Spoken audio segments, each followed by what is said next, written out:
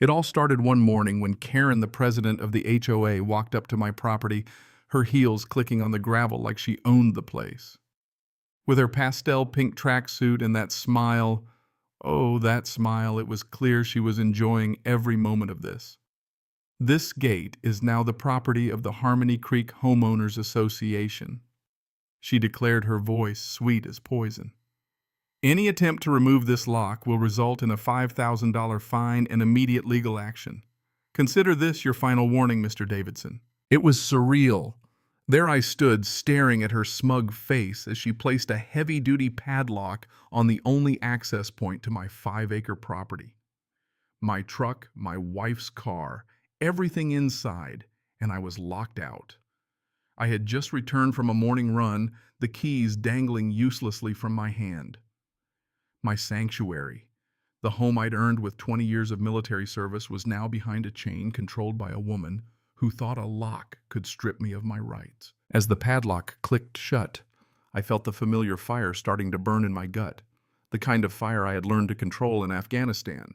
But it was there, simmering just below the surface, as I realized this wasn't just about a gate. This was about my home, the one place I thought I could escape from everything. I wasn't just angry, I was insulted. And no one, especially not Karen, would get away with it. I walked toward my wife, Sarah, who had come outside, her face full of disbelief.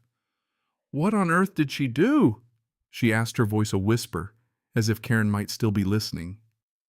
I glanced at the lock, the thick chain, and the ironies piling up. "She just declared war," I said, my voice low and steady. "And she has no idea who she's messing with." That was it. My quiet life was over, and the battle for Harmony Creek had just begun. The first thing I did was take a walk around the perimeter of my property, not as a homeowner, but as a strategist. I'd spent my military career handling difficult situations, and this was just a gate. The thing was, the land I'd purchased came with a specific deed, a survey, and a long history that Karen and the HOA had completely ignored. I had my arsenal, legal documents, the history of my property, and most importantly, patience. My first move was to act methodically, not impulsively. I knew I wasn't just fighting over a lock. I was standing up against a petty tyranny that had been festering in the neighborhood for far too long. I'd been to war. I'd faced IEDs, insurgents, and bureaucratic red tape that could break a man. But nothing had prepared me for a woman with too much time on her hands and too much power to wield over people who were too tired to fight back. I took the first step in my plan. I went into my workshop, grabbed my bolt cutters, and filmed everything documenting the trespass, the violation. I cut the lock. Simple. It was quick. It was quiet. It was my first victory. But Karen wasn't done with me.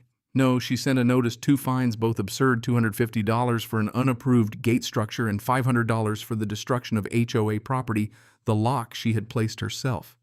The irony was so thick I could barely keep a straight face. I made sure to document everything. Every word, every photo, every piece of evidence was meticulously filed. This wasn't about the gate anymore. This was about teaching Karen and the HOA a lesson they would never forget. The fines came fast. The response was swift. Karen was as smug as ever, but I had already sent a letter certified addressing the illegal blockade and the destruction of my property. I also included a bill for the cost of my time calculated to the penny. I was methodical, calculating. I wasn't going to give her an inch. Sarah was worried. "Are you sure this is the right way?" she asked, her voice filled with concern. "You're poking the bear, Jack." But I knew. I wasn't poking the bear. The bear had already come to my doorstep. Now the bear was going to see what happened when you poke back. The next few days were crucial. I got the documents I needed, everything from the HOA's founding bylaws to the land surveys. I knew the legal ground beneath my feet was solid. I discovered an easement, a 20-foot strip of land along my property line that predated the HOA. Karen had no authority there. She had crossed a line she had no business crossing. I had her now. But before I pulled that trump card, I needed allies. And that's where the real twist happened. One day I met Arthur Henderson, an older neighbor who was battling the HOA in his own way. His mailbox had been painted a shade of green his late wife had loved. Karen had fined him for it.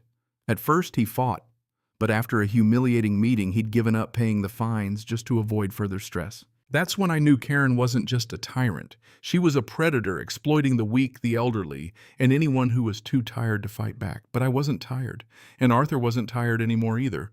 We formed an alliance. Arthur had been through it all, and he had the files to prove it. From there, we began reaching out to others. Slowly but surely, our network grew. Maria, a single mother, was fined for a lawn issue while she was working double shifts at the hospital. David, a tech worker, had been fined for receiving a delivery of work equipment. The stories poured in, each one more ridiculous than the last. David, our third ally, was a tech whiz. He set up a secure online forum where we could share evidence without fear of retaliation. The alliance grew to 15 households, each one with a story of Karen's overreach. We were no longer alone. It was time for the next step. We couldn't keep hiding behind our front porches. It was time to make our move. We planned for the next quarterly HOA meeting. We had everything: evidence, stories, witnesses. And we had a plan to expose Karen for the fraud she was. The meeting was packed. The board sat at the front, smug and self-assured, but they weren't ready for what was coming. I stood up, calm, measured. I presented our case point by point. The audience was listening. Every slide, every document, every violation we presented made Karen's world crumble. Her face went from smug to confused, then furious. And then she made this biggest mistake of her life. She threatened me, right in front of everyone. It was the declaration I had been waiting for. She didn't even realize it, but she had just sealed her fate. The aftermath was swift. Karen tried to defend herself, but the evidence was too strong. Her fellow board members turned on her. The public knew the truth.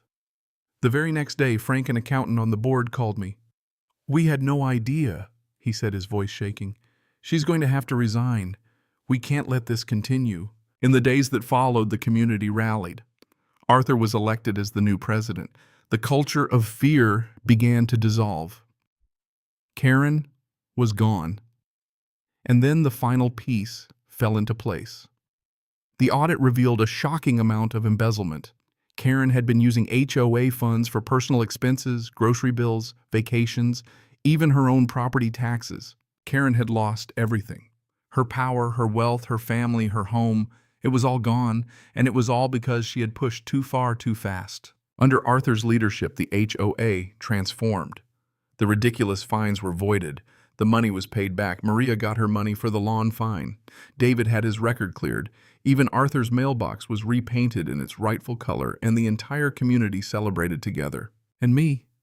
Well, I got my peace. The gate remained open. My home was my own again. And every time I looked at that open gate, I knew the battle had been worth it. Because sometimes justice isn't just about winning. It's about protecting the thing that matters most: home.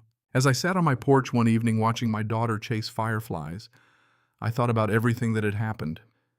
We'd fought for something bigger than just a gate or a mailbox.